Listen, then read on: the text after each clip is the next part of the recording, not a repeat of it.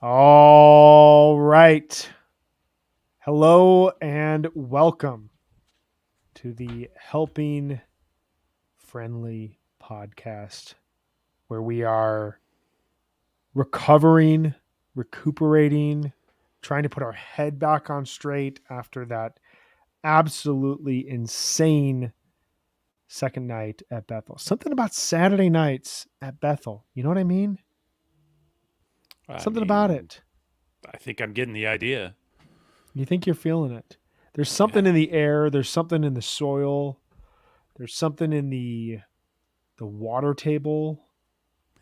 I mean, we got a shout out from my brother, currently driving to Hartford and very excited to hear this review. We're very excited to bring this review to you, Kevin. We're very You excited. bet.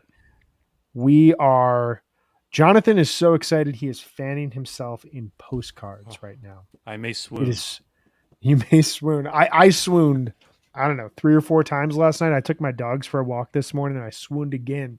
This was such a show. I cannot wait to dive into it. We're going to be joined here shortly by Devin Rogerino, who can be found on Twitter at Devin Rogerino.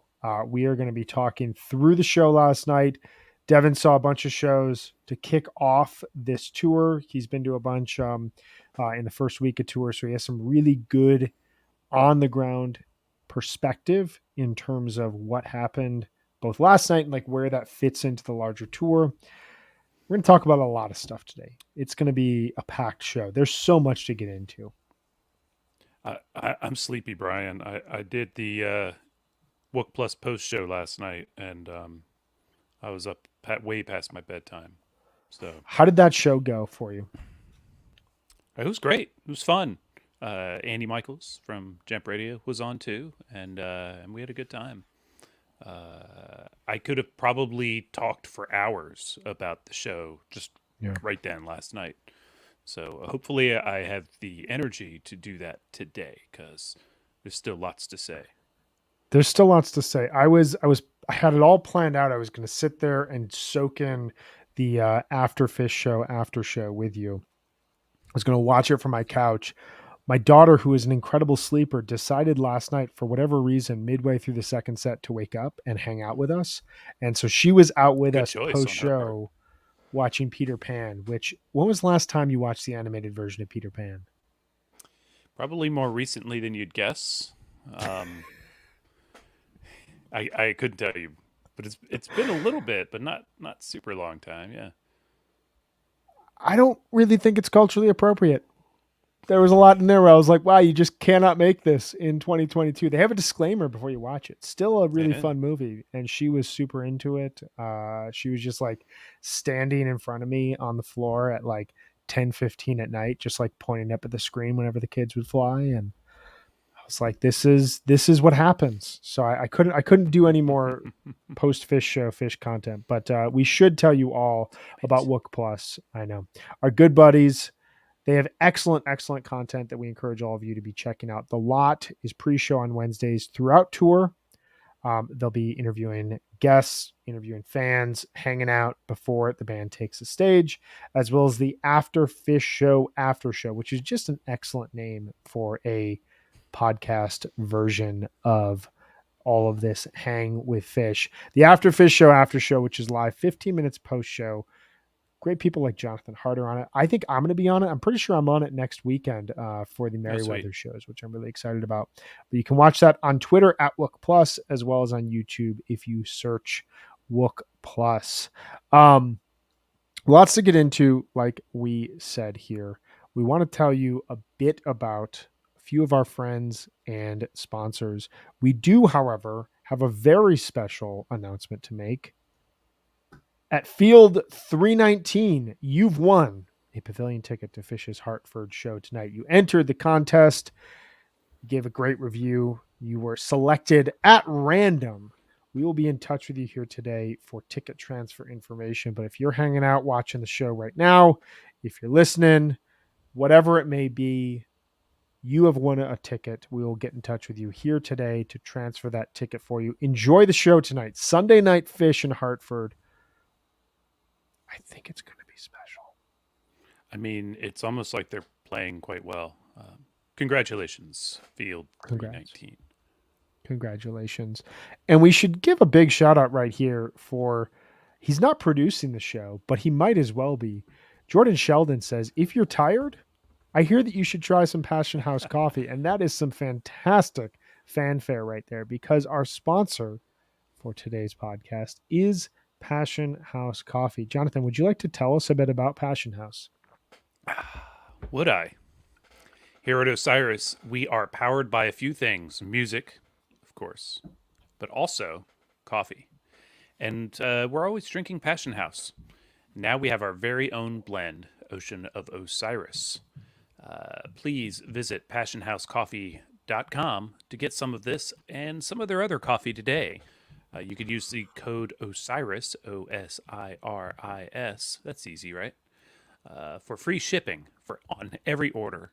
And free shipping is a big deal if you're ordering, like the big bag. Like I get 5 pounds of beans at a shot, and that's worth a little code. So use that. We have a contest running right now. In fact, all summer long.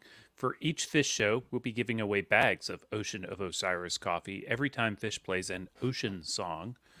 Every time you hear an ocean song, tag at OsirisPod and at Passion House Coffee on Twitter and use the hashtag Ocean of Osiris. And we select 2 winners at random each night if they play ocean songs. And do we have winners today, Brian? We have a winner today. We have a winner. At Mr. Undermined was correct in selecting Prince Caspian, which was played like 3 times last night, 2 times, some amount of times. Everything felt like it was played like 4 times last night. But Caspian Mr. Undermined last night. Caspian Cross-Eyed Fest. It was quite a fest. So yeah, congratulations to at Mr. Undermined. We will get in touch with you to get your coffee shipped out to you. And we should mention we had a grand prize winner yesterday who won based off of the Gula Papyrus that was played, which quotes the coffee that we have with Passion House, Ocean of Osiris. So we have a new grand prize song. If they play Sea and Sand, one of Jonathan Hart's most chaste and beloved covers that the band has ever played. If they play that and you guess it correctly, you hit us up first, you will have coffee over Zoom with RJ and Tom, plus some Passion House, which is awesome. Awesome stuff. We love Passion House. We're very, very excited to partner with them. 3 more very, very quick bits of business before we get to the show here. We keep telling you about this, but there's a good reason we're telling you about it. We have 3 live events coming up here before we close out this upcoming summer. The first we want to tell you about Fish. They're going to be on the beach here pretty soon, talking about ocean songs, talking about the Ocean of Osiris. It's coming August 5th, 6th, and 7th. Get your tickets today for the Atlantic City shows by going to osirispod.com/AC. And while you're there, we are going to be hanging out at the Encore Rock Club from 2 to 4 p.m. on Saturday, August 6th, with John Barber playing an acoustic set, as well as Sunday, August 7th, for an auction benefiting the Water Wheel Foundation. We want to thank Tonewood Brewing, our sponsor for these events. They are an amazing brewery on the East Coast that we've been working with, both for our Ardmore event as well as here for AC. Sunday's auction will feature Fish vinyl, posters, shirts, as well as other hard-to-find memorabilia. So join us for both of these events. Tickets are free, but you got to reserve your spot. osirispod.com/Osiris Live. And while you're there, say to yourself, hey, I'm going to Alpine. I want to see another concert in Alpine. I want to see another concert in Milwaukee while I'm there. Get some tickets for Osiris Live at the Cooperage in Milwaukee, Wisconsin on Thursday, August 11th. We'll be doing an interview as well as hearing a set of music from Mr. Riley Walker, one of my favorite musicians around. Really, really excited for him to return to the land of cows and cheese curds. And, you cross the border and you're just like, it's Wisconsin is one universe, Illinois is another universe, and Riley's going to be there to balance it all out. Get your tickets for that at osirispod.com/Osiris Live. The Cooperage is killer. They're an awesome venue, and they do bus routes from the Cooperage or shuttles from the Cooperage to Alpine Valley to and from for fish shows. So great place to hang, get familiarized with if you're looking to get in and out of the city for that run. And then finally, Osiris Live will be closing out the summer on Wednesday, August 31st at the Larimer Lounge here in Denver, Colorado. Jonathan and I, the two dudes you see on the screen, you've tuned in, you're hanging out. Come and see us live in person. Say hey and listen to us interview the dudes from Taper's Choice. I would do it if I wasn't myself and already on stage. I think you would do it too. I would go to that if I were in town for the fish concerts or otherwise in town. I would go. Or otherwise in town. I would do that. Yeah. Taper's All Choice, of these events. great. Taper's Choice, man. They rule. We're going to see if we pass the Dave test. It's either a yes or they don't give us an answer. And we need to figure out if we pass the Dave test. I find it's easier not to ask. It's easier not to ask. I'm really excited for that, though. So you can get tickets for all of these events here at osirispod.com/Osiris Live. Should we get to the show from last night? Yes. I think we're ready for the show. And it looks like we have late breaking news. We've got Henry Schwab, who's going to be joining us as well, who was with us last weekend for a review of, I think, the Banger Show, possibly. So it's going to be awesome to hear from him. So let's welcome in Devin Rogerino. How you doing, man? Hey now. How you doing? Oh, howdy. Good, buddy. How are you? Good. Thanks for having me, y'all. Thank you for joining the show, man. We really appreciate this. Absolutely. And we're going to bring on Henry Schwab here as well. Henry, what's going on, man? How you guys doing? I'm in Middletown, New York, on my way to Hartford in a cemetery. So feeling the vibes. Very vibey for last night. I love that. How's it going, dude? How's your tour been? It's a monster tour, classic summer. Kids are fired up. Northeast last night. I mean, I was a little overwhelmed, coming out of COVID and seeing all these Vermont family people that I haven't seen in 30 years that would do tours. The tour would end always with fish in the Northeast. People would start moving there, living there, having families, getting divorced, having grandkids, and then seeing those people now at the shows that I haven't seen in a long time. I mean, the energy was palpable. You could feel like that old school Northeast throwdown ready to go. Oh man, I love that. That's kind of what I've always thought about this, they've only played now 5 total shows at Bethel, but that's always the vibe I've gotten listening to it on tape. There seems to be something else there. Devin, you have seen a bunch of shows thus far on the tour. Tell me what your experience has been like on the tour and kind of your experience as a whole as a fish fan to this point. Sure. Yeah. So in this little run, I'd started in Mansfield night 2. And then I went up to Banger, right? Then we went over to Philly, caught those 2 nights. And then we just completed Bethel here. But I don't know where to begin. I mean, I guess, start at the beginning. My first show was June 28th, 2000, right? So that was when I jumped in. I think I was about 16 at PNC Bank. So my sister had given me the Fish CD. And late 90s there, just getting into the band. A lot of people in my area were getting into fish. I had seen like Jim Blossoms and then Allman Brothers at PNC Bank. And then it was like a couple weeks later, like maybe a month later, I saw Fish. And it was just good progression. Incredible. Like you could so instantaneously you could tell that there was something else happening, right? Like it was like an A/B test where I had a couple other shows and then I caught Fish. The way the crowd was dialed in, the way everyone was engaged, the way people lit up during that gin, it was just like, it was clear. I was just hooked, I was just hooked. And then all these years later, like here, I still am, it's just, the whole thing's been a wonderful ride. And these last couple of days have just been beautiful. Like really very grateful, I love so it. you were telling us that you went to the Man and Bangor. What shows have you seen? Yeah, so I think like set 2. So I did Mansfield night 2, and then I went up to Banger. I feel like it was like set 2 at Mansfield. They really locked in. Yeah, and then it started this climb where we got to Bangor, and it was really rocking. And then by the time we get to Man night 1, it was just the full peak. It was just, we just took off the cliff. I mean, it was so exciting. And then I would say that the word for me for man night 2 was just like gratitude and like love. Like that's what was pouring out of the room. That night 2 at the Man was just like this big love fest. And then these last 2 nights, I like the vibe. I would call it, it's for at risk of being corny, I would call it like fellowship. It felt like very much like familial camaraderie. Like these last 2 nights at Bethel. That's well, I love that, because let's get into that, because our first segment to cover the show here is the vibe of the show, and this is sponsored by our very good friends at Section 119. They are the premier apparel brand where many fans shop to represent their favorite band in everyday life. There are sophisticated designs and epic quality.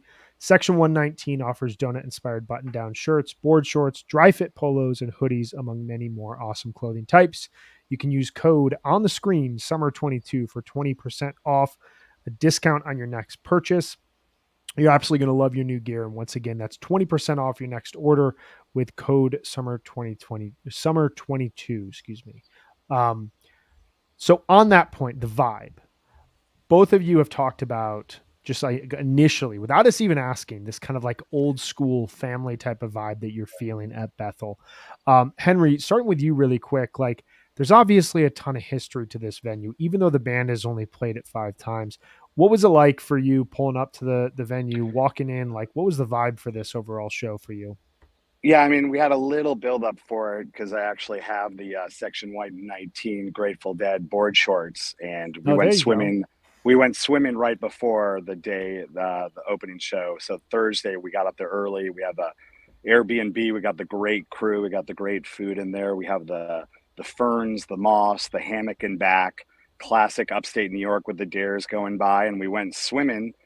Lake Superior, which is just like 4 minutes from the venue. It's like the secret cutoff, so you don't have to be stuck, and it was a beautiful place. But then the next day we went to the Delaware River, to the Pennsylvania-New York border, and it was currents in the river, and a bald eagle went flying right by. So that like main continuation that was happening. And then we went to this little spot, like New York classic flat rocks, more creek, more cold moss waterfalls. So we were set up for the show and set up to go into Bethel. We got there early. Shakedown was going off. The vegan booth was great. I'm doing my activism this store, putting the World System Solution stickers out there, talking to each vendor, people I've seen for like 30 years. People are thanking me for the work I've done in the past and the work I do with Fish Inc. and the poster community that I run on Facebook and Instagram. And I'd never been to Bethel, and that was going to be the highlight of my summer. Doing the swimming, because in California we only have the ocean, we don't have creeks and rivers. So I was so excited. Did the shakedown, which was monster. They let people camp overnight, so the vibes were really good. The environmentalism was happening. Walk up, you see the Woodstock, the museum, you know, the river running through the place, the hill, the cleanness. You see people that you know, just like on Fish Tour, where people would end up in Vermont after a tour, people that stayed at Woodstock and had a house, and then their kids are there. And I have friends there that have pizza places, and you see the generation, and that feeling is deep between the Woodstock people and the Fish people all coming together. And of course they don't have free water for you. So you're like, this is the coolest place, but yet there's still 20 years behind the West, and we're all super, super thirsty. And we're like, uh-oh, here we go. We're spinning out. And we came from the Man, which has the smallest pit and is the hardest ticket on the whole summer, and it's only 6 rows deep, and people are so excited. Where now Bethel has no pit, the only place without one. So like the energies were just shifting all over the place. No one knew what to expect. Everyone was in a different spot than they normally were, and then the show takes off. And you guys can start with that, but that was the energy that was building up going into it. That's kind of behind that people don't see. That sets the tone perfectly. I love that. I think it's so weirdly ironic that you are at Woodstock, and they're charging for water. They don't have free water. Come on, man. We're dying. Has nobody learned? We're so thirsty, and like 600,000 people. I understand, first time ever, but now the Fish is coming to town. You can't bring Nalgene's in. They have no water stations. And they just had them in this facility in Maine, and they just had it at the Man. So we're so thirsty. We're like trying to find water, And it's such a beautiful place with a river running through it. And then, of course, we're thrown off with no pit. I know it's a smaller group that's there, but it's the only show. I can't remember the last time they didn't have a pit where there's just seats. There was a shot on the webcast that like kind of blew me away when it's that panning shot that goes by Mike's rig, and it shows the front of, you know, the crowd, and you usually see that pit with everybody up on the rail, and here it's just like rows of people, and you've got like a railing that goes up to your waist and then a gap until the stage, and the stage looks very low. It's a unique setup. I can't even imagine what it's got to be like to be in the front rows, because you can just see all their gear, you can see over. But Devin, tell me what was. Sorry, go on. Go ahead. No, Devin, please. Oh yeah, man. So like, it is funny how like that pit and like the setup really kind of it just, you know, dictates a certain feeling. So I was lucky enough with this new setup, how they're doing like this lottery for the rail. When I was up in Bangor, I got lucky enough to get the rail. And the last time I was rail was PNC Bank 2011. Wow. So it had been over 10 years since I had been front row. And that last time I was front row in 2011, it was the same setup like Bethel, where it was just seats all the way to the front. So I don't know if they've changed that to PNC since. But yeah, I did notice that looking at the iMag, like the video screen from the lawn, because I was on the lawn last night. Yeah, like the camera, you could see, like, you know, the stage was pretty low, and it looked like the crowd integration with the band looked kind of more melded. Yes, because there wasn't that pit big monstrous metal rail situation thing going on. But I thought that was interesting. Fully see the guy in front and center who was just standing during the jams. I called him out to Brian on our text. I was like, come on, man. Little public service announcement, folks. If you're front row, you got to get involved. You got to get down. you got to pick it up. So I was second row, Mike's side aisle, you know, right in front of Mike for the first night. And then second night, I was about third or fourth row. I didn't really have a ticket for that section, but I went back to where I was because it was just so powerful. Most of the rail kids went over to Page side, so it was nice to be like a little bit mellower. And the security over there at the second set let me actually be in charge. And that has never been something I've ever had in my life before, where the set was ending. Security came up to me. They said, "We're not coming back. You're in charge. Keep this aisle clear." They didn't even say that. They just said you're in charge. So it was like, whatever you want. I make the rules. Yeah. So I was like, okay. They really liked my action the first set. So the second night happened again. And they didn't have to tell me. I knew it was going to go down. So I had like a lot of friends ready to go, like some of the best dancers in the community. And we were all ready to rage. And like each person on the aisle in that section, somehow I knew from my years over working with the band or just being in the crowd or just doing water wheel or Greenpeace or being in the vending lot, that was this little community and family ready to go. And we were so excited and the spot was so close, and we kind of made our own little pit over there. And then like they bust into the evening song, and we just went off. One more thing while we're on the topic of the pit, one more public service announcement. Don't be a person that makes somebody else self-conscious of their space when they're dancing. You know, take a note from Trey. There's space for everyone on the Soul Planet, my friend. When you're in the pit, if somebody's really getting down, give them some room. Like be a citizen. It'll come back to you. It'll come back. You're absolutely right. No, it's these are all good points. And the vibe up there feels ideal. It feels kind of like, at least from afar, like a festival type of setting within a venue. And it has that, like, there's the history there. There's the laid back nature of being up in that part of New York. Let's dive into this set here, because there's a lot of music to talk about. Set one, we begin with Evening Song, Turtle in the Clouds, Vultures, My Sweet One, Undermine, which goes into Fast Enough for You, Divided Sky, Susie Greenberg, which then fades into Ghost to close out the set. We start with a warning, a premonition. Approach the night with caution, as Jonathan texted me when the song started. I love Evening Song, and I find it like it just sets the night off in just such a mellow, really pretty type of manner. But then the lyrics kind of give you this like ominous sense of, okay, what is actually coming here? Henry, what was your big highlight of set one, and what were your impressions of the set overall? Right. So, like walking into the venue, I heard about the museum that they have there, the Woodstock Museum. So, I actually ducked down there really quick and used the bathroom. And we had this incredible guy who was security and lectured us about the history of vending and selling there during Woodstock and how they're actually archaeologists.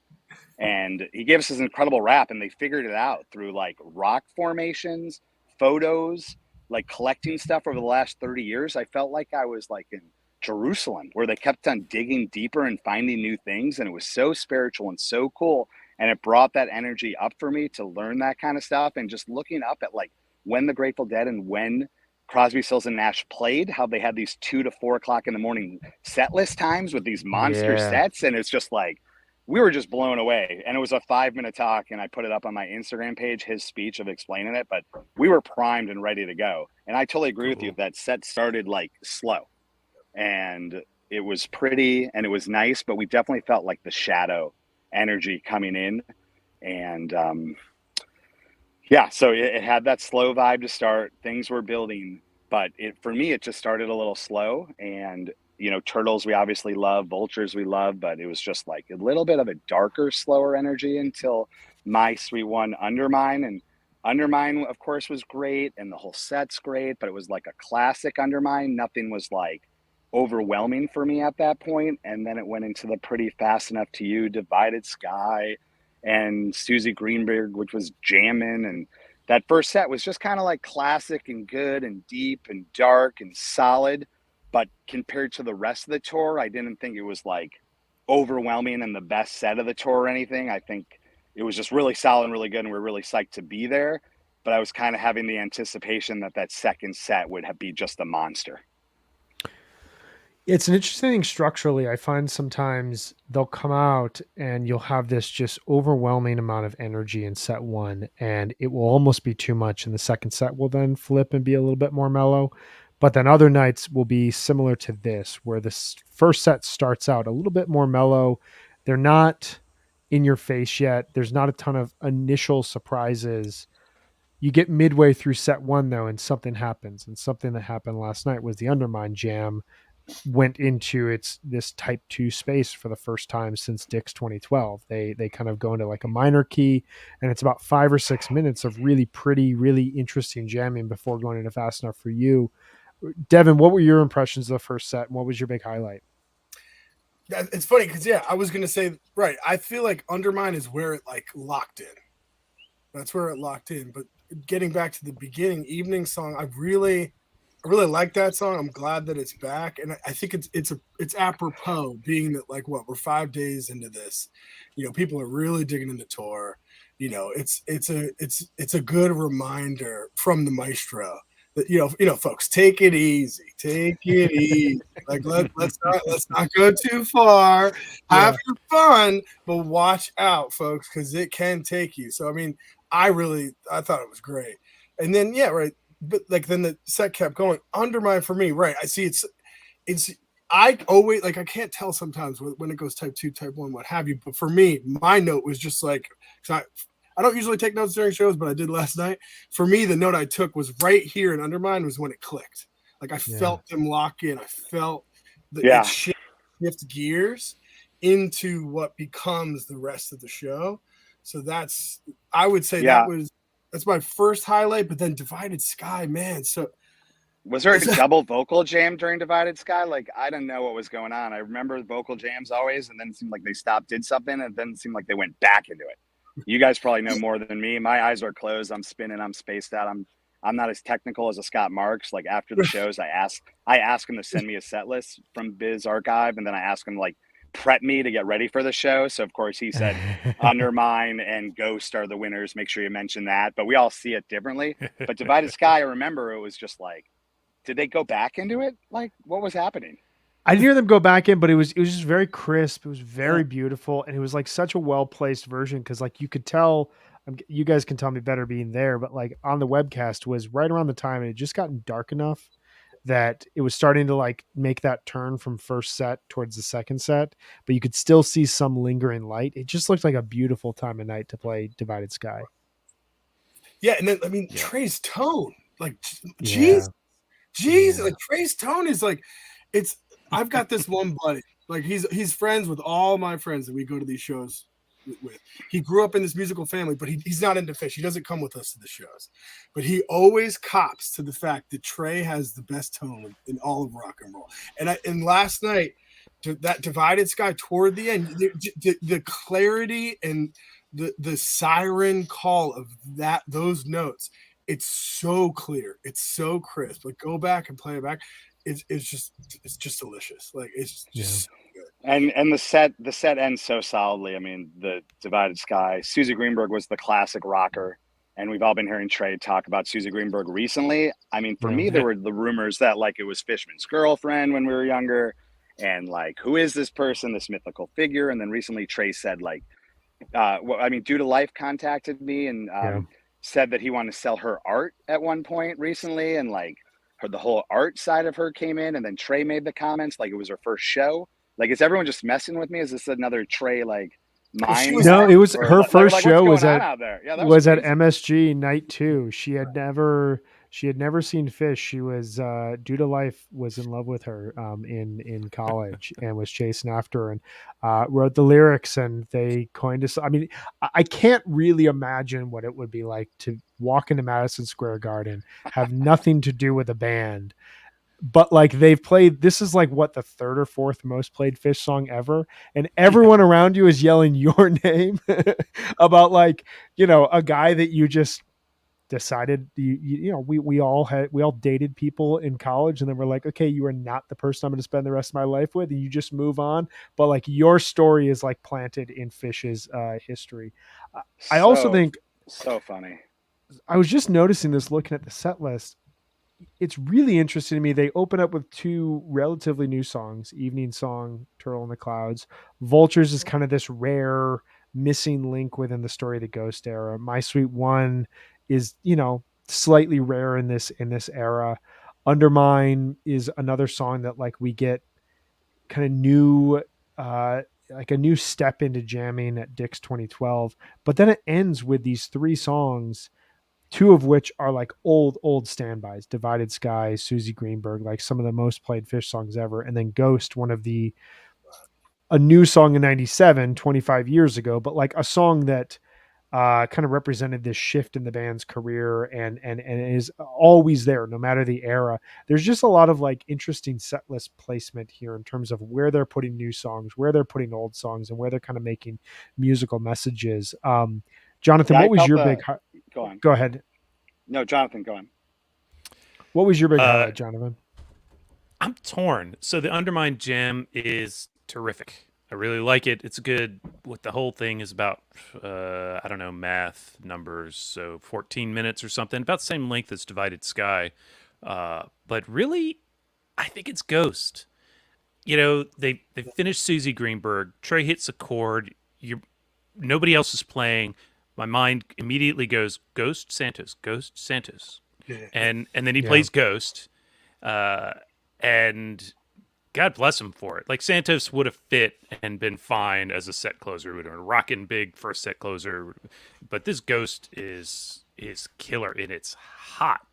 It's super hot, like high energy, perfect set one closer hot, not deep weird, not swampy funky, but just high energy up kind of Ghost, and everything felt sped up. It just, that whole set and some of the later stuff, if we can talk about Twist later, it just got sped up. I don't know like what was happening, but I totally agree with you. Ghost by far was my like monster song, and there were some great things. You know, Fast Enough for You is an old song, you don't hear that much, and it's always just reminds me of the old days, and it's beautiful. And I agree with you, like everything you said totally makes sense with Ghost being that great highlight. And but everything to me just had a little bit, it was like slow, methodical, and then everything all of a sudden started speeding up. It didn't have that like wandering thing. It just had like, okay, let's get the show on the road. And that brought you into the second set because they started picking up. Yeah, I want to shout out one of our guests from yesterday, Jen Moore at Rogeni, who we were talking briefly about Pretty Fish, and 2 of the songs that were cited in that Pretty Fish segment were Fast Enough for You and Divided Sky, and we got both of them back to back last night. So how great is that? I think overall, this first set, It's interesting because I agree with what you said at the outset here, Henry. Like, I don't think that this will be regarded as one of the best sets of the tour in any sort of way. I don't think I'll listen to this set in full, but like as we're talking through it, it feels like it flowed in a really kind of intentional way. Like, I don't think that they ever come out on stage and say, hey, we're going to play slow so that we have more energy at the end of the night. Like, they just go with the flow of how they're feeling, but it Totally. does unintentionally put them in a position that by the end of the set, they're, you know, they've made their way through the first stanza and they haven't burned a ton of energy, but they've played some really meaningful music. And you have meaningful lyrics, an evening song. You have a song like Vultures that kind of, it works to like get the kinks out. Like, is the band on? Okay, cool. We can play Vultures. Are we not on? We can't play a song like Vultures. And that's going to like show up later. And it sounded really tight to my ears. Yeah, I was Yeah, I going to don't. say that Vultures was it was well played, hung together nicely, and Yeah. when it doesn't, you notice, and I think it really does affect what comes after. But I think they found it was going really well. Fishman was on fire, and I think that's when Trey was like, "Oh, Fish is having a good night." He's had a whole lot of good nights, but that's when Trey dialed into it, and that's why we got the My Sweet One and Undermine. And all of that stuff was drummer focused, I think, in Trey's mind. And then it allows the band to like confidently speed things up, which you get in that Ghost, where like they just like take it into hyperdrive. I think I texted you, Jonathan. It was heroic at times. It was just like a peak and then another peak and then another peak, and it was such a great way to end the set. And by that point, they're walking off stage feeling really strong. Anyone have any last thoughts about set one before we move on? I would just say that like being that like I'd seen like 4 or 5 shows, whatever, like prior to this, like this to me at the end of this set, I was convinced like, all right, this tonight is Page's night. Like he like the last 4 or 5 nights, like especially in Banger, I really felt like it was Mike, Trey, and Fish just like going to town. Like it was almost like a 3-piece, and like Page was obviously pulling his weight, but he was still in the background. This night it was like, man, he was just in flourishes, and it was beautiful. Like, and then that that really kind of hit the peak for me when he came out with Horse, and that was out, Encore later. But yeah, at this point I was like, okay, Page, thank you, Page. It's funny because like, I think it's so much about Page's tones and his synth sounds last summer as being so revolutionary in terms of the way that the band's jamming sounded. And I've said this before, like I feel as though Mike was a little bit lower in the mix, or he wasn't as like out in front and center last year. This year, I kind of get what you're saying. Like, Page's sounds are slightly expected in jams. And so when he moves to the synths, it doesn't really surprise you as much anymore. Whereas Mike feels much more colorful and out front. So yeah, I mean, it's a good problem to have when one person hears, I think this is Fish's show, and someone else hears, I think this is Page's show. I think that that's a sign that like it's everyone. Like this was a whole band on par, and like front and center tonight. But before we jump into the second set, we do need to tell you all really quickly, and we do need to see what happened during set break. Our set break segment is sponsored by our friends at Sunset Lake CBD, whose line of smokable hemp products are for the old deadhead or young deadhead or the young fish fan or the old fish fan. It could be anyone in between. Anyone who's searching for a mellow body high. Smoking CBD has all the benefits of high THC cannabis without the paranoia or the anxious side effects. There are 9 different strains from this year's harvest, and there's something for everyone. Hawaiian Haze is awesome for an outdoor show. Cherry Abacus is best for the end of the night. And all the flowers grown, cured, trimmed by Sunset Lake CBD farmers. Even better, Sunset Lake CBD's farm-to-table approach gets you great pricing on premium CBD flower by shipping directly from their farm to your door. We encourage you to check them out at sunsetlakecbd.com. Use the code on your screen, or if you're listening, HFPod, HFPod, for 20% off all products. Sunset Lake CBD, farmer-owned, Vermont-grown. And with that, Devin, I want to start with you. What is your set break tradition, and what did you do last night during set break? Oh, tradition, get a drink, hit the John. But like last night, like I was talking about fellowship earlier, like 2 of my college roommates. So night 1, my wonderful college roommate Taryn was there, And then night 2, last night, my other college roommate Andrew was there. So it was like, catching up with like old deep friends who I haven't seen in years. Last time I caught Taryn was like a couple of years ago at Sundance, and everyone's been out of pocket for this god awful pandemic, and it was just this real wonderful moment to reminisce, catch up, reconnect, talk to his wife. I wasn't able to get to the wedding, that kind of stuff, So it was just, great to just be with some deep friends and hang out and, get geared up for what became a wonderful second set. I love that. The catch up during set break is always such an incredible thing where you see the person you haven't seen in a while, and you get this like 40-minute block of time. You're on a high after a first set. You don't have anywhere to go, and you just hang out and chill with it. That's awesome stuff. How about you, Henry? What is your set break routine? What did you do last night? Well, I spent 3 decades since '92 working the environmental tables at fish shows. So Yeah. I've been trained at the last note or 3 notes before the last note to race, get out of the crowd before it finally collapses, like Moses going through the Red Sea with the Egyptians following, and get to the water wheel table and sit down or stand up on the edge and start talking to people about environmental issues and what we can do to save the planet. And I focus on like world system solutions now, and that's what I did night 1, and it felt really good. They didn't have the busiest location. I think they just wanted to have a good time because we were all feeling the vibes of the location, and they were right by the creek. So whoever picked the table, I think, had more of a holy vibe about Bethel than like, let's maximize as many eyes as we can see, which there's certain places like Red Rocks, you just want to do that. And it had that kind of feeling.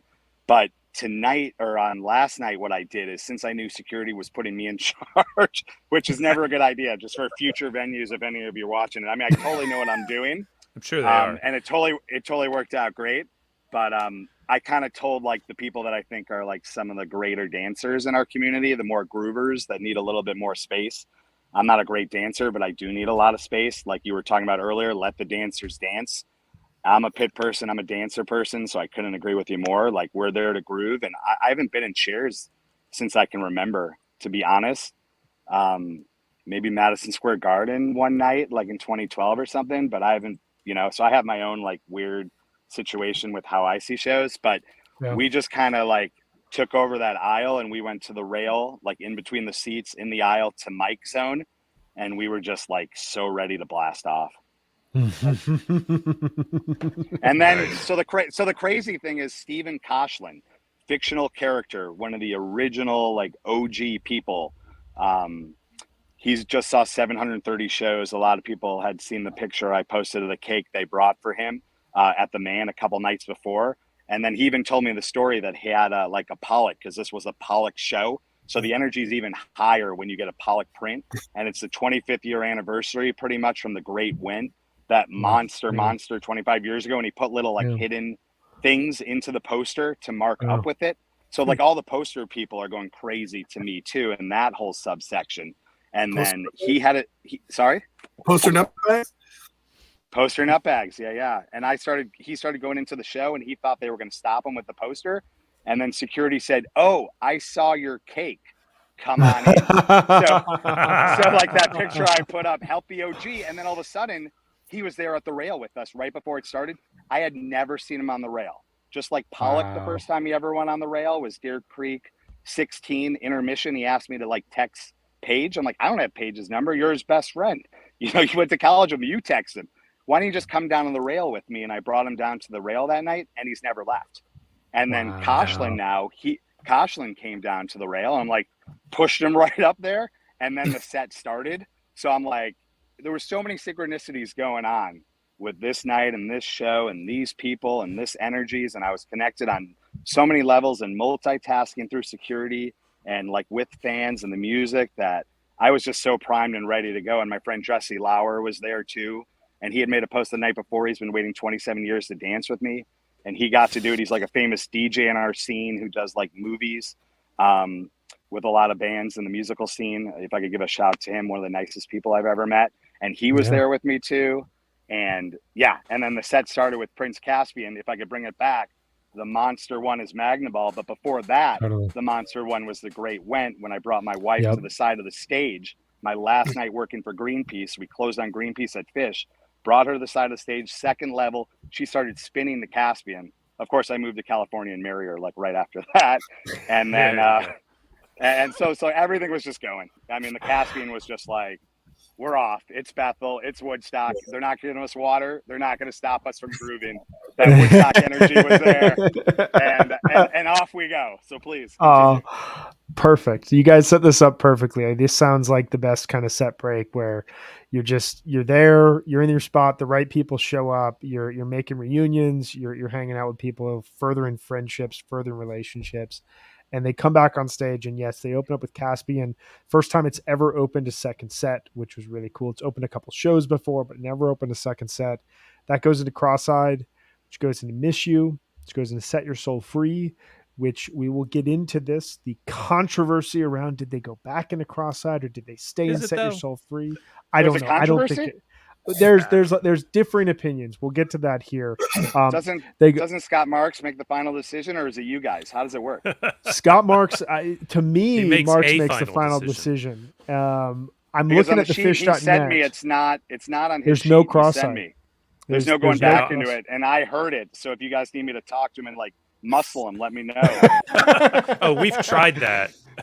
we had him on. He wants a good spot up front, so I got the leverage. There it is. Yeah, so they go Set Your Soul Free into Caspian. I'm going to show my hand here. Set Your Soul Free into Caspian, into Twist, into Carini, and then the Encore, Horse Silent, Fuck Your Face, Buffalo Bill, Fire, with a full Star Spangled Banner back into Fire. I mean, just an incredible. I just read like 12 songs there between the second set and the Encore. Insane. So I don't know I don't want to go song by song, but I do want to just like get a sense of you guys. Like this second set to me, this is my favorite second set of the tour so far, All From Afar. It has that energy and that vibe that I look for in any sort of Fish show that like I really go back and listen to, where I have no idea what's coming next. I don't know why they're choosing the song to play next, but it's right.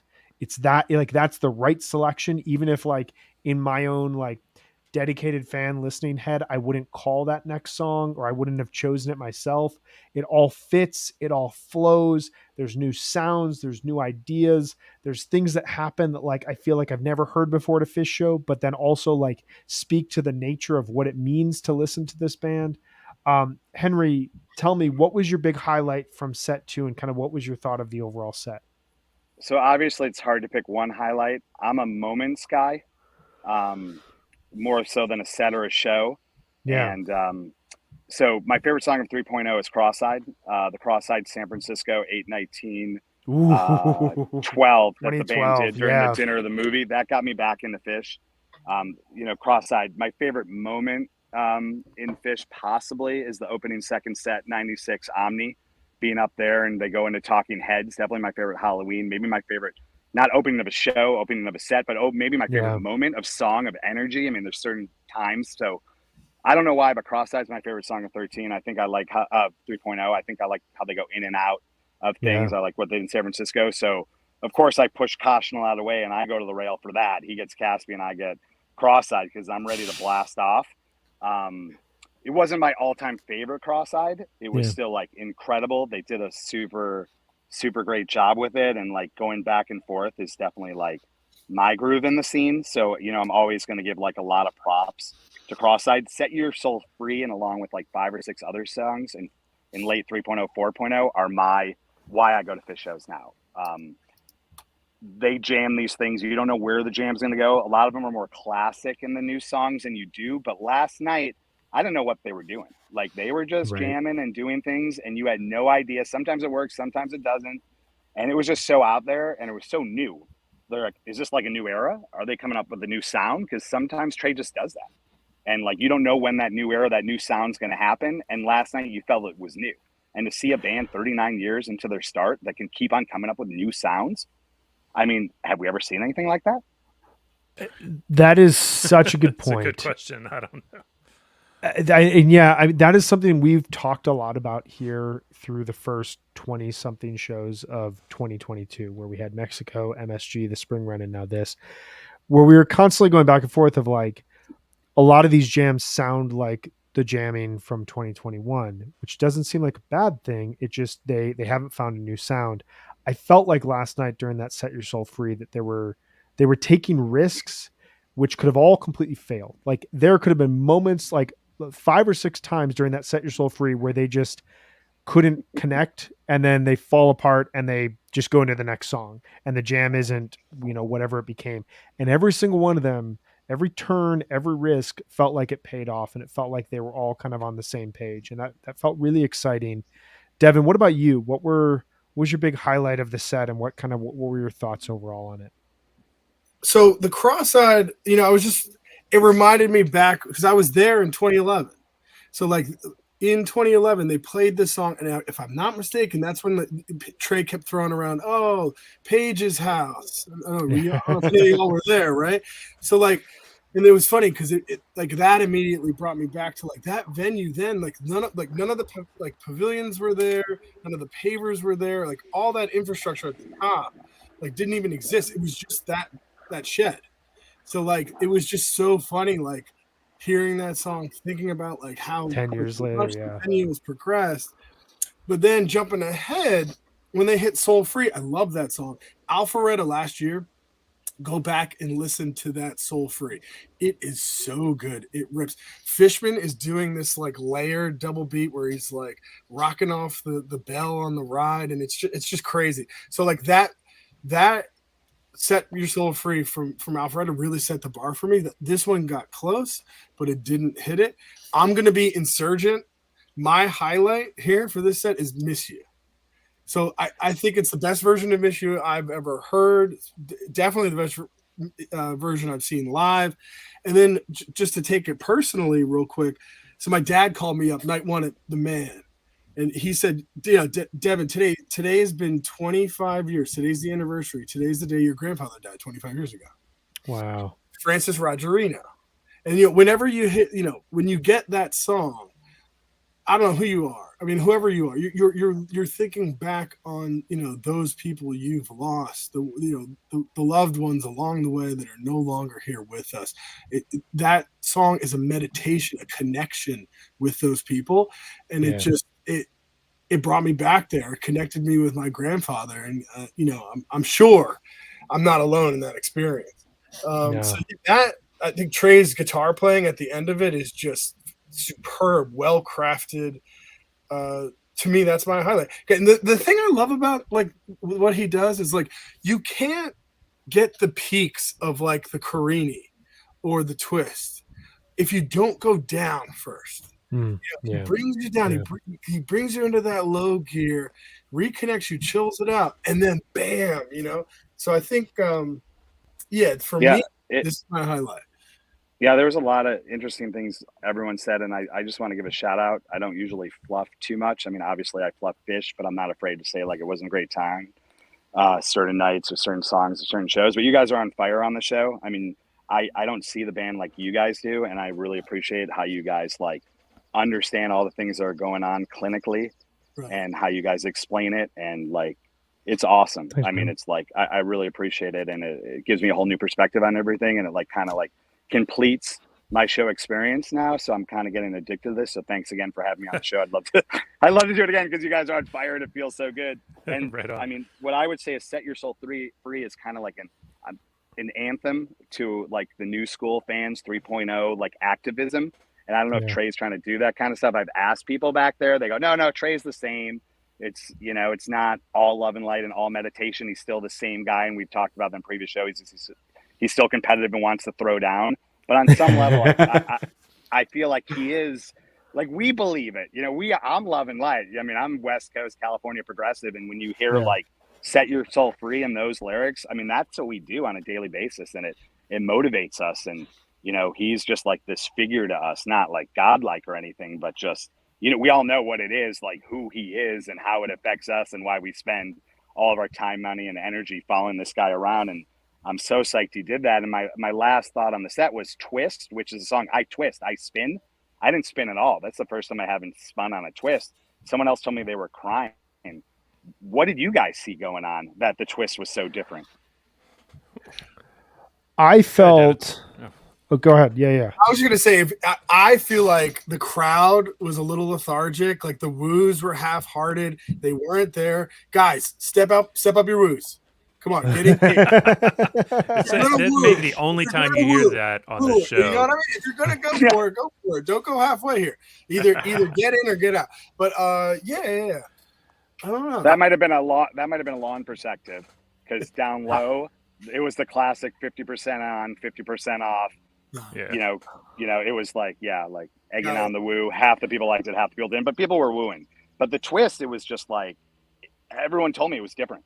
From Scott Marks to my friends that were crying to me not spinning, something was going on. So, what did you guys see technically? Jonathan, go ahead with that.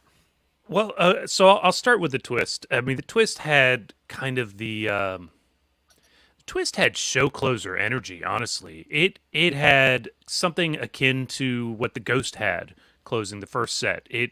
I thought it was a little early. I was like, how they're peaking this really hard. It's not quite time, is it?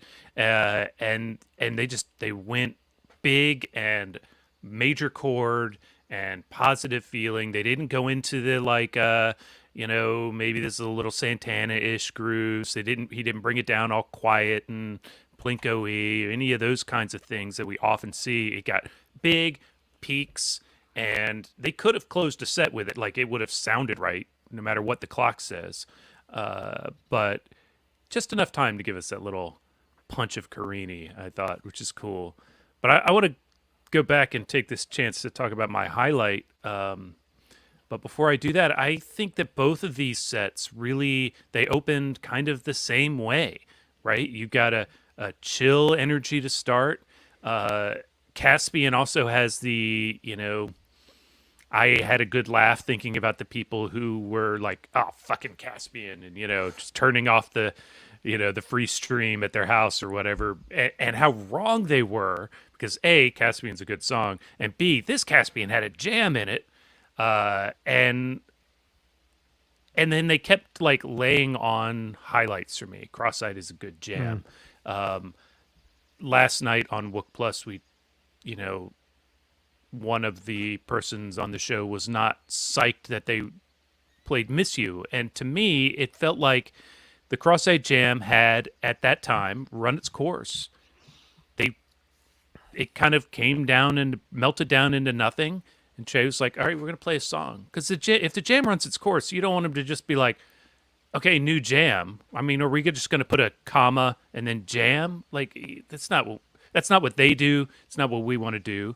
He played Miss You, kept that low is not the right word, just kept the energy, it was there, and then built it with a great peak, nice version of the song, and then Set Your Soul Free was fucking amazing.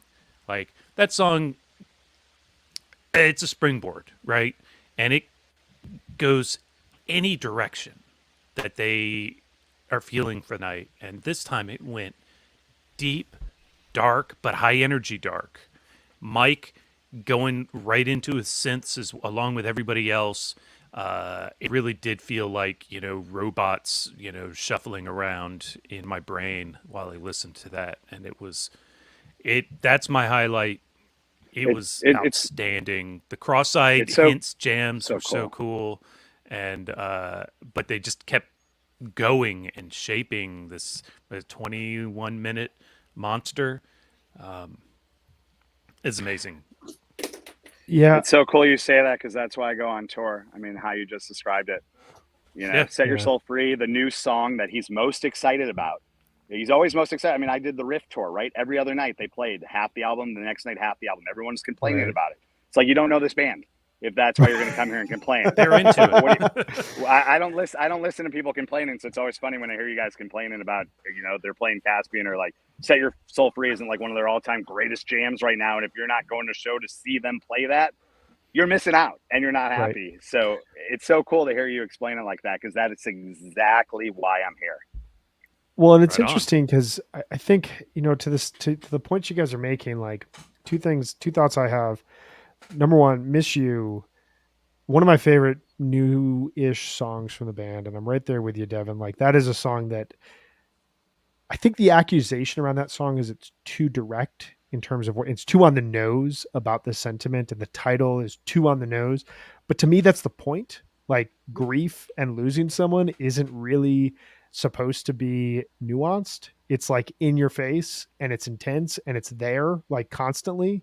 And even when you leave it, even when you get, 5, 10, 20, 30 years beyond that, like, it's still there when you feel it. So like, those lyrics to me speak to me in like the most honest of ways possible.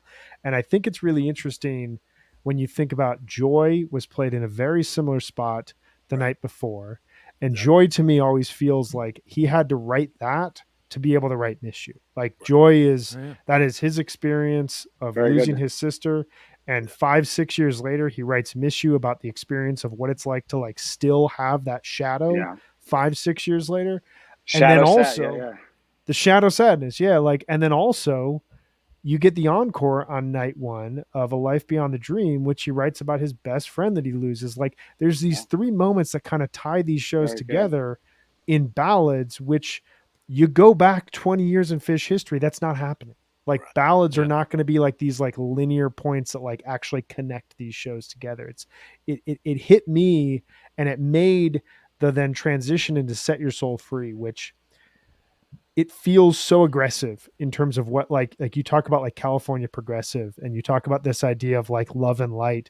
Set Your Soul Free is not taking any prisoners. It's like, you better fucking set your soul free and accept this, or you're not going to see what we're seeing, and you're not going to get what we're talking about. Like, there's no nuance to that song either.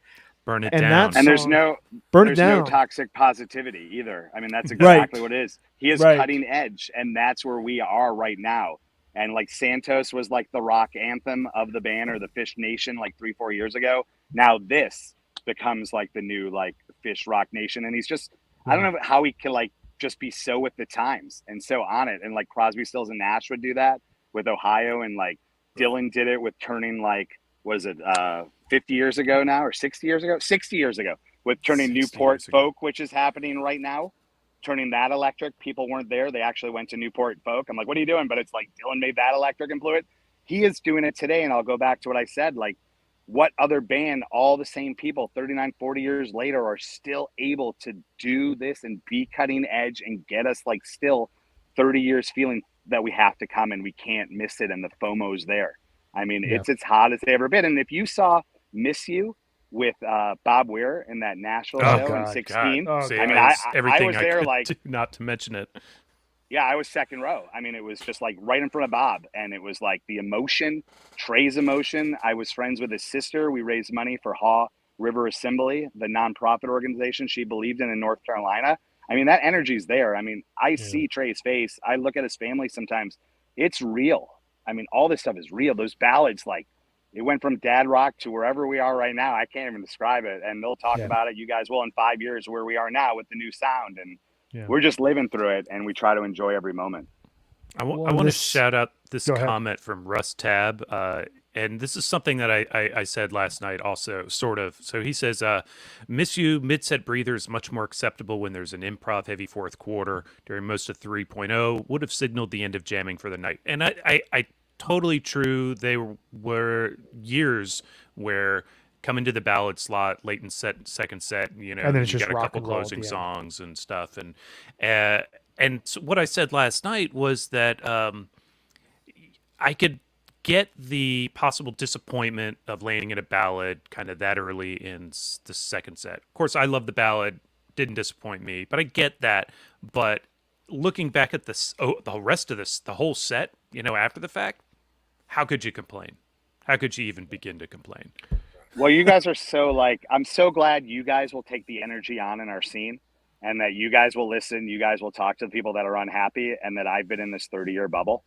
I really appreciate it, because I have no time for it. And I remember when the band, like the internet first started, like they weren't into the internet. They're like, I don't want to hear any of this stuff. We're they still don't. What don't you guys get? It's like, come or leave it or take it. It's like, we're going off, and the people at the shows that are the most happy, we're not paying attention. We're just we're there because we love it. Well, and I think, if you look at the second set, it kind of works to me in the same way that the first set did on the first night in Bethel, where if you looked at this on paper and you hadn't heard a note, you'd be like, what happened last night? And then you listen to it and the flow from Caspian into Cross-Side, the fade out from Cross-Side into Miss You, everything we've talked about the emotional weight of that song, that going into Set Your Soul Free, that goes into this, like, the only word I could come up with after that jam was demented. Like there were moments in there I felt like they could go into like a Simpsons quote. It was just like this bubbly, weird, psychedelic merry-go-round type of music. It felt evil. It felt terrifying. I felt like something There was bad was about to happen, but it was also like the best music ever. some like I don't- twisted Tears of a Clown type. That's Kevin Hogan spotted Yeah. that, but Tears of the Clown sort of melodies from Yes. Trey over these weird synths. But then you call back to Cross-Side, you call back to Caspian, you go into this twist that, to your point, Henry, it has this like peaking jam Sped to up. it that feels Yeah. very, very different. And then, my friend, one of my buddies who was at the show, shout out to Dave Goldstein, they start with Carini, and all he could just say was just, whoa. Like right now, like of all places. Yeah, I look at that set list. That's what I'm looking for. I mean, that is like right. the perfect 4.0 set list. Like that's the takeoff Yeah. second set. And like, again, I say you look back 5 years, that's the set list you're looking for. Yeah. Well, we should talk here quickly about the Encore, because the last part that we have of this show, usually they come out, they'll do like a Rocky Top rock and roll or something, or Sleeping Monkey. They come out, they do Horse Silent in the Morning. Okay, cool. This is great. Great breather. Very sentimental. First horse feeling since 3.0. First horse in First horse of since 4.0. early 2020. Yeah. Then we get Fuck Your Face. Always a fun rarity to get at that point in time. And this is the first Fuck Your Face since 10/26/2021 at Santa Barbara. That goes into Buffalo Bill, first Buffalo Bill since Alpine 2019, 77 shows ago, which goes into Fire.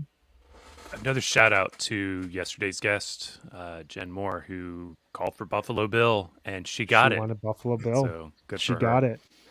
And that And goes for everybody into else. the first Fire since 11/29/2019, Dunkin' Donuts Center in Providence, Rhode Island, which then goes into Star Spangled Banner, which is our first. Well, I'm pulling up the tease page here right now. I don't know the last time that they played Star Spangled Banner. It had to be whatever the last 4th of July show was, right? But like that was played a That would've cappella. been That that wasn't a played cappella. over the. Yeah. But this So was this different. was like- this was special. This was for Jimmy. This is for This was- Woodstock. Trey playing Hendrix within Hendrix at Woodstock, and then it goes Classic back Trey, into dude, Fire. just trying to take the Just- torch from himself. Yeah, take it from Hendrix. Yeah, Tell I'm bigger me- than Hendrix, Just dude, at grabbing Woodstock. torches. It's Classic Trey, exactly. He's got to Tell bank me- all the torches so he can hand them out later. Right. Devin, this was a really special, really cool encore. What was your big moment for this? What were your thoughts on the encore? Man, Buffalo Bill, man, it was so fun. I love it when they do a fun song like Sleeping Monkey, but like Yeah. last time I feel like I saw Buffalo Bill was like in Chicago somewhere, 2011, 12, 13. I can't remember. Yeah, the UIC shows, I think. they Yeah, played it. UIC. I caught that one, and it's just a hilarious song.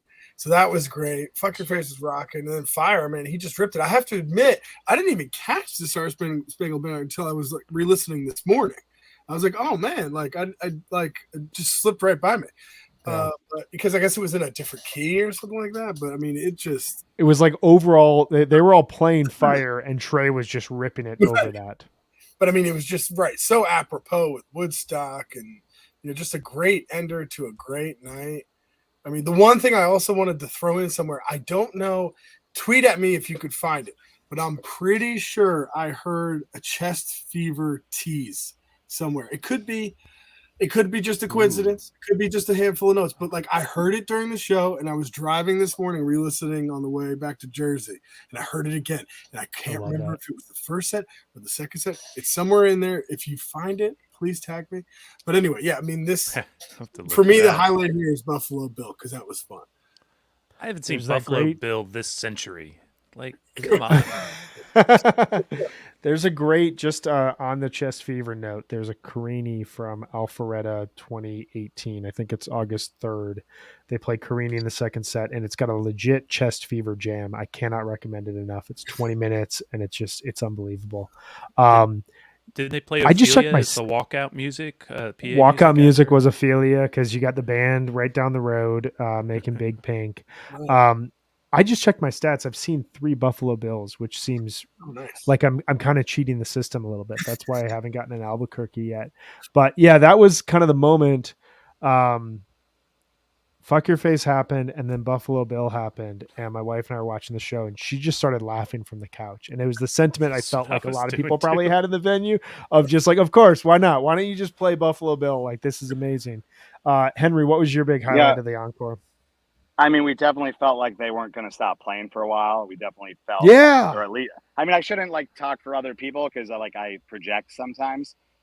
Just so people out there know, I don't do drugs or alcohol. I'm totally sober. I haven't done anything since 1.0. So like everything I'm saying is just from this completely sober guy that is there because he loves the music, and everything is my own, experience on just the natural high of why I love being here.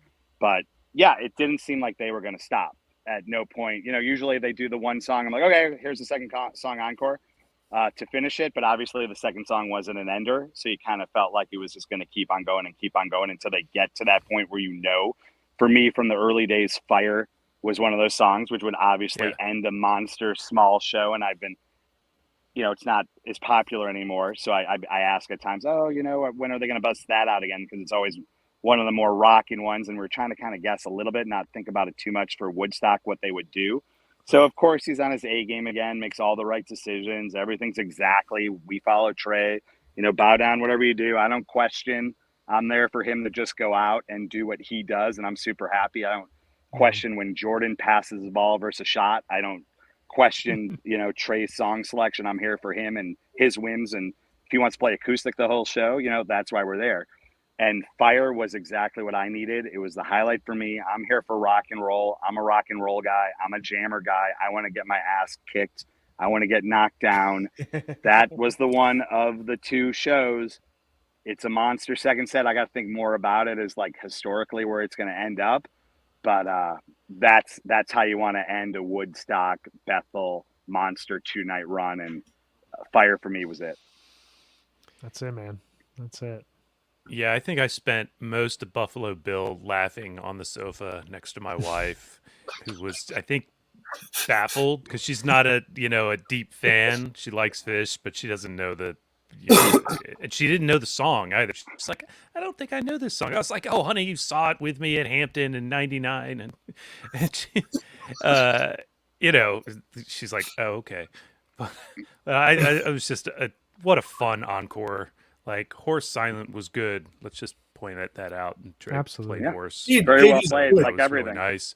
He just singing is beautiful. The only thing we didn't talk about too is like you said a little bit earlier how Trey was like teasing Fishman and laughing and how he like danced the night before and like he fell over the microphone. I have never seen him do that before. Someone sent me a clip and I'm kind of like too embarrassed I'm too embarrassed to post it. Night. Yeah, like he fell into it. Like I've never seen him. I mean, it was close to the feeling when he got stuck up in New York.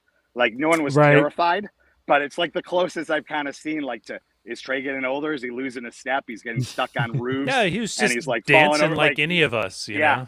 Yeah. So it was just, and he is just so happy. Like he's geeking more than us. Like why does he geek so hard? Why is he so happy? What is he on? He says he's not, but he sure is so happy. It's like, is life that great for him? Is he that like happy? He must be. It's unbelievable. I hope so. It's just from what I can see, which is just the surface. His band is playing well. His friends are his band, and they're playing well. He's having the time of his life up there on stage. I don't know what else is going on with Trey, but he's having a great time up there, and it really comes through. And I think that it lifts everybody else in the band up, and certainly it lifts us up.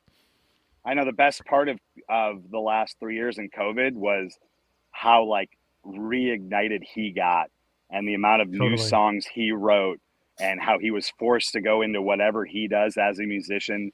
And like that tab tour where people kept on dropping and he had a different band each night. Yeah. It was like the NBA finals. That was tough. Where Curry would go down one night and then another guy, like you would go on tour. People like you get bored on tab tour. You're not bored on that tour because every night it ended up just being acoustic. soon as we Trey on drums, they're not gonna have guitars. Right. That is the vibe. I mean, he is just so excited. He smiles and laughs the whole time. He looks around and geeks. It's the greatest feeling ever. Like, speaking of drums, like Buffalo Bill was when, Trey made that call out about, Fishman's drum solos. And like, yes. Isn't it so funny that like Fishman's like one of the greatest living drummers on the planet, and like doesn't do the thing where he like shows off here's exactly how good I am, guys, and like rips a solo for like 15 minutes, which we all know he could. Yeah, but he could. It's so funny that it takes Trey to like, Trey's like, please, Fish, just solo for me once. And Fish was like, all right. and then he lays into the samples for a whole run. Well, there's that great it's Hampton Night 197. I forget what song it's during. I think it might be during Lawn Boy. Rather than passing it to Mike for a bass solo, they pass it to Fish, and he plays the anti-drum solo where he just hits a snare. He just does the it's such a great point, because like, I think a really good way to summarize this show and this tour so far is, you heard it during the Down with Disease at Banger, and you heard it throughout last night. John Fishman will figure out a way in a song that they're kind of thinking this could go somewhere. The Undermined was a great example last night. The Set Your Soul Free, the Cross-Eyed, where he's holding down the beat, but then he throws these fills in. And to me as a listener, it sounds like he's just saying to the band, like, hey guys, I've got some ideas here. Let's just see where we go with this.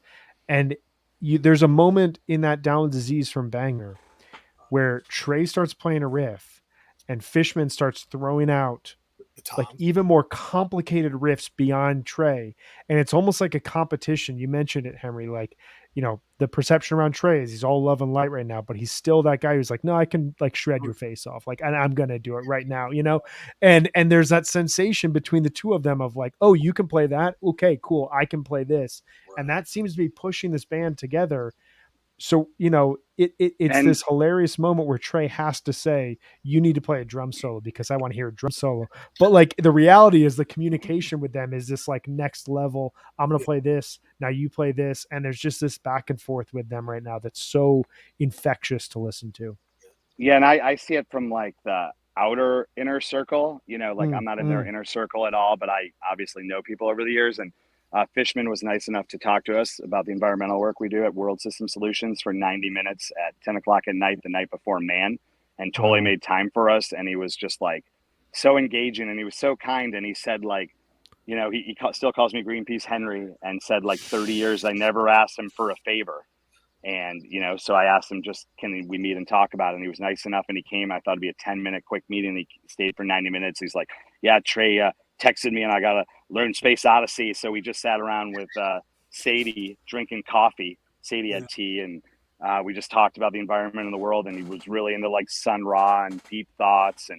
But he's at the same time, he knows he's working. Like Trey's telling him, you better get on this and you better learn this thing. And so he's on the clock and he's working too. And then last night when Trey was kind of like, I don't know if it's needling him and like making those little jokes and then going over and look at him like, come on, dude, let's pick it up. Let's do this. Let's make it happen. Just like you two were saying, like, that's exactly what's happening from my perspective. And like Trey, I mean, like you said earlier, John's like so talented and like on his own a rock star, but he's still like his little brother. I mean, I think those two are the closest. Right. Like Trey always says like, little John Fish, all the like, maybe not the cleanest person in the room, or maybe not always had his clothes on. He still seems like that. Yeah, he still seems like that guy, and he's still like smiling, and he didn't have an ego or attitude when Trey was talking about the drums last night. He just looked at him and he just smiled, and just this big like grin where like he's got watermelon or just like first fruit of the summer. Like, let's just go, let's have a good time. And that's why we like Fish. They're dorks, they're geeks, they're incredibly talented. They love what they're doing. They're having a great time, and they are so talented that they just blow our minds. And now we're like racing to Hartford. So hopefully this show's ending soon, because I got to get back out there. You got to get out, get you back on the road in this town. If you look out there, it's crazy out here. This is the full ghost. If you want, if you want to know what the ghost is like. There it is. Well, there's that great. I just want to say one thing. There's that great picture that was posted last week from Banger that Renee posted of. It's Trey and Fishman walking towards the stage from backstage, and Trey's got his guitar and Fishman's got the dress on, and it just says 39 years. And it's like, it reminds you, like I'm getting chills like thinking about it, because it Me too, reminds you that none of this happens without Trey moving into the dorms and hearing drums and being like, I want to play with that guy, whoever the hell he is. And that guy is this like hilarious, insane, really kind, really thoughtful, but like also hilarious and insane figure who like has never taken himself too seriously, but has taken his performance and his music so seriously. And that relationship between the two of them is what has driven all of this. Like without that meeting, without that connection, this doesn't happen. And to see their, you know, imagine the best friend you've ever made in your life being up on stage with them, and your inside jokes drive 20,000 people to keep coming back night after night to see you. It's a pretty special thing. So, Wow, Henry, that's that powerful. ties That's so I powerful. think And that that's ties Fish. to the comment Fish. that I want to highlight. What Willie thinks notes, and he's responding to what we were saying earlier about Trey being happy. Well, he notes that he's definitely happy and grateful, and that's the other half of it, is the gratitude that Trey exudes. He's living that. It's taking care of him, and he knows it, and he gives it out to the universe. And I think we return it because they're amazing. It's just delightful. Yeah, great point. Great point. Before we wrap it up, we got to do our wish list. What's on your wish list? What do you want to see Tonight? Tonight, tomorrow? What rest of the tour? What do you? Oh, it's our first Sunday show, right? Of the tour so far. it's our first Sunday show tour. It's Good. and also I was thinking about it this morning. This is the point in the tour where in the spring tour they finish. This is Deer Creek night 3. And so whatever happens after tonight, it's this ongoing creativity. Wish list, I have 2 things. All right. One, very specific. Please play Albuquerque on night 3 at Alpine Valley. That's all I'm asking for. Number 2, a little bit more vague. Whatever happened last night, let's have like 2 or 3 more of those shows. Like it doesn't have, I don't need the same thing, but that vibe of whatever happened last night, like that, just have a couple more of those through tour. Cause that was it for me. That is one of my favorite shows. I think that's probably my favorite show they've played since night 2 in Mexico. And I think it really, really hit in a heavy way. And I would love to hear it again. But Devin, what is your wish list? For years, I've been saying that they should open with like a ripping high intensity Devotion to a Dream. Like that's just been I think that song could be an opener on par with Punch. It's got what it takes, and all you need to do is just get that BPM up a little bit, and it would be a killer opener. And my other point, during the pandemic, there was a couple, like we're in the throes of it. You're stuck in your home. All you want is a show. My God. So, leafing through the catalog, they did the Frankie Says. That was the one that I really wanted. But the other one that came to me in the pandemic and I realized was a gem of a song is The Connection. The Connection it's an underutilized song. It's about getting back on track, reconnecting with yourself, staying clean, Henry, being deliberate, keeping that commitment. And it's a great song. They should dust off The Connection and give it a walk. That's my wish list. I love it. Henry, you got any wish list? Well, I think I'm pretty spoiled, and I'm kind of in a unique position in the scene where, like I saw Dog Log as a sound check like 300 times. So I just, my like part of the scene might be a little different from some. Like I said earlier in this broadcast, like I just go to see Trey and he can do whatever he wants. First time I ever got to go backstage, like Montana, I got a tour pass. I was like 19 years old, like working for the band, and Trey sat like on one side of me at catering and Paige sat on the other side of the catering, and they started like saying what they should play that night. And Trey said Fluffhead and Paige said Fee, and they played it the whole tour. And I really just wanted to say, you got to stop doing these songs. Like I can't hear Fee again. I can't hear Fluffhead again. And it's kind of hard to explain that to like these newer kids today, but I kept my mouth shut and I'm still around.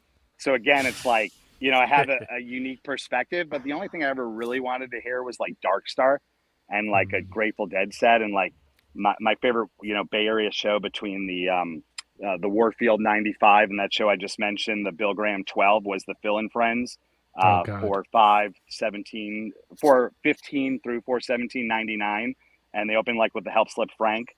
I'm a Deadhead. God. Like the early, the band obviously was influenced by them, Page, and those guys not as much so maybe, but like the first people working for them, Brad Sands, who was their tour manager, and Chris Kuroda. Those guys came off 80s Dead Tour. Mike Hayes was working the Greenpeace table. He was Deadhead. They brought me in, who was first at Deadhead. 89 was my first show. Rosemont. So like the cool people back working for the band on the road, we would tease them and say like the Dead's better. And we always wanted to hear the Dead. And I know it brings You're back the reason why they wouldn't play it. So that's what I want to hear, dude. I just want like a Dark Star set with some like just monster Dead tease. I know people don't want to hear that, but that's what I'm looking for. Stella Blue. Stella Blue would be incredible. That is a wish list. That is a wish list. I got to follow that, and I think that's a really good request. Wish. It's a wish. I don't have a lot. I mean, Brian actually accused me of chasing sea and sand earlier. I'm not chasing it. I would love to see it, but I don't request it. I'm not expecting to see it. I chase one. You're not bringing song. signs. No, I chase one song, Life on Mars. But predictions is really more what I'm gonna go with here. I think you're gonna play. A Hood is a strong bet for tonight. Mike's song is up. I really want the band to take the time, and this kind of goes to Henry's request, take the time and give us a big, long Beneath the Sea of Stars. I think I said it yesterday. I'm saying it again today. That gets into that space, and that's a Dark Star space. Roll into some Dark Star sounds, and while we're at it, that would be cool. But that's where I am, and that song is due, so maybe tonight. Maybe tonight. Devin, Henry, this was a total pleasure. You guys brought it. If Fish brought it last night, you guys brought it. They should be watching the show to understand how to keep bringing it, because they bring it in a 3-hour window, but we're bringing it 12 hours later, and we're really going deep. Thank you guys so much. You guys are both welcome back on this show at any point in time. Just hit us up. Devin, recover from your week on tour. I'm sorry that you got work tomorrow, but you got a Sunday night show to stream tonight, and hopefully more to come. And Henry, safe travels to Hartford, and hope you have a ripping show, man. Thanks, guys. Thanks for having me. Love you guys. See you guys here soon. Thank you both. Thank you, guys. All right. We did it. That was a recap of a show. That was killer. That was great. We will be back tonight. Oh, shit. That's tonight. Tonight. We're coming back to do a quick pre-show hang with everyone. 30 minutes before the webcast starts, which I believe the webcast is starting tonight at 7 p.m. Eastern. I'm just trying to figure out the start time of the show. I think it's 7 p.m. Eastern, and then they're going to come on stage around 7:30, which means we're going to go live at 6:30 p.m. Eastern. We'll have that all posted. We'll go live. Just check in. You'll see it on Twitter as we get ready for the show to begin. But we're just going to do a quick hang, check in with each other, and make sure that everyone is feeling good, doing good before the show begins. And then we'll be back again tomorrow at the same time as today, 1 p.m. Eastern, to recap Hartford's sole show of the tour, their first night there since 2016. And tomorrow we've got Marco Aguizzi and Derek Hartley on the show. So we'll be recapping Hartford with them, talking through whatever happens tonight. I have no idea. You have no idea. Trey hasn't sent us the set list yet, so we're still in the dark. But maybe, just maybe, we'll be gushing the way that we are today. And if not, we'll still have plenty of interesting stuff to talk about. So everybody have a great Sunday. We'll see you a little bit later as we get ready for our pre-show hang, and then we'll be enjoying some fish. Take care, guys. See you later.